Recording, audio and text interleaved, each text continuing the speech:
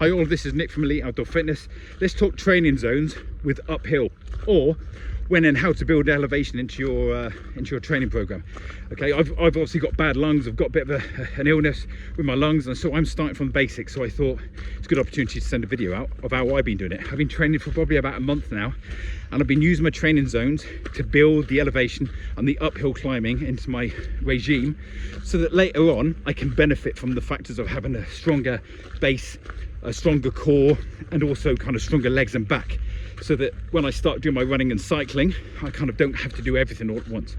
So training zones on Garmin, I've always used these in my training. You've got a blue zone, 65 to 75, which is your base work zone. You've got the efficient zone green on a Garmin watch and TomTom watch on that, which is generally speaking about 75 to 82. Lactate threshold amber, 82 to 88%.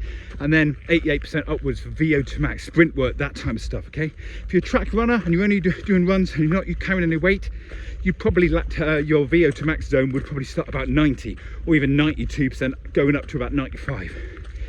So the same as you would in the gym, you wouldn't start off by sprinting or do powerlifting 1, 2, 4, 6 reps, would you? You'd end up doing higher reps. It's exactly the same when you build an elevation into your training. So I've spent the last month not coming out the blue and building, climbing for like, I don't know, reps or longer periods like today, and just building it gently into my training. Nice and easy, nothing taxing at all. And now this month I've started to go into the green. So today, believe it or not, I'm not any higher than the green, although I look like it probably. So that in turn, it kind of builds you up nice and gently and builds elevation in. Much later on, before you go and race, you would have been doing training the blue zone, then the green zone, then the amber zone, and then the red zone.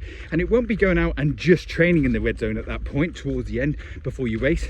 You'll be doing part of your session in the blue, part of it in the green, part of it in the amber, part of it in the red. Okay, so essentially you'll be doing LSDs uphill, moving towards efficiency, lactate threshold, and then sprints all in one session. And so that's really good.